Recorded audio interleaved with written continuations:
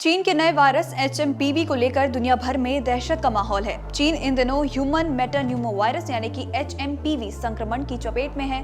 Media reports के मुताबिक चीन में हाल ही के दिनों में उसी तरह के हालात देखे गए हैं जैसा कि कोरोना महामारी के पीक के समय था।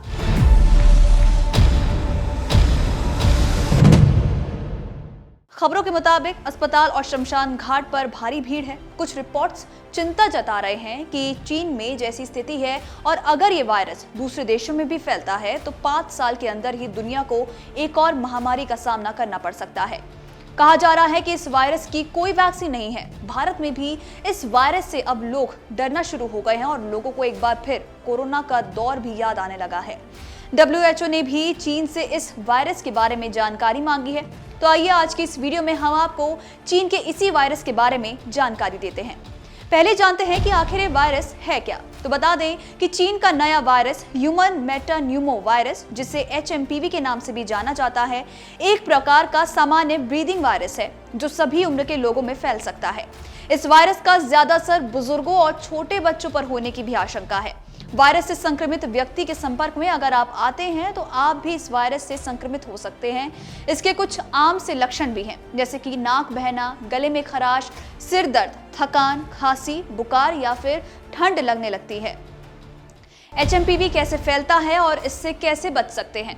HMPV वायरस आमतौर पर खांसने और छींकने से ज्यादा फैलता है। इसके अलावा इस वायरस से संक्रमित व्यक्ति के छूने या फिर हाथ मिलाने से भी ये तेजी से फैल सकता है। संक्रमित होने के बाद 5 दिनों में इसके लक्षण भी दिखने लगते हैं। एक्सपर्ट्स की माने तो ये वायरस हमेशा से रहता रहा है, लेकिन ठंड के मौसम में ज्यादा एक्टिव हो जाता है।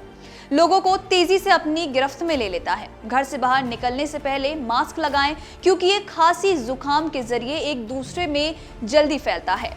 संक्रमित व्यक्ति से हाथ ना मिलाएं और घर आने के बाद अपने हाथ अच्छी तरह साफ करें।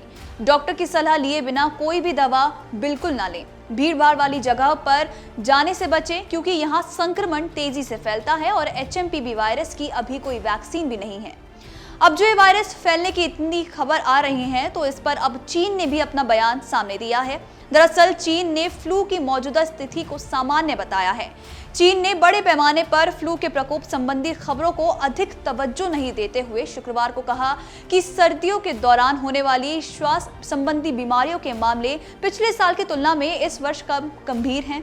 चीनी विदेश मंत्रालय का कहना है कि विदेशियों के लिए चीन की यात्रा करना सुरक्षित है। अब सवाल उठता है कि क्या ये वायरस भारत के लिए भी खतरनाक है? क्या भारत में फिर कोविड जैसे हालात बन सकते हैं?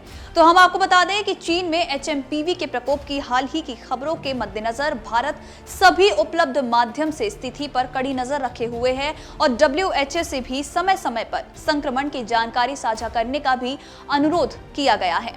स्वास्थ्य मंत्रालय ने बताया है कि एहतियाती उपाय के तहत HMPV मामलों की जांच करने वाली प्रयोगशालाओं की संख्या बढ़ाई जाएगी और ICMR पूरे वर्ष HMPV के रुझानों की निगरानी करेगी। मंत्रालय ने बताया है कि सिचुएशन पर डिस्कशन के लिए शनिवार को यहां स्वास्थ्य सेवा महानिदेशालय की अध्यक्षता में संयुक्त निगरानी समूह यानी कि JMG की बैठक आयोजित की गई थी और इस बैठक में WHO, IDSP, NCDC, ICMR, EMR और एम्स दिल्ली सहित अस्पतालों के विशेषज्ञों ने भाग लिया था।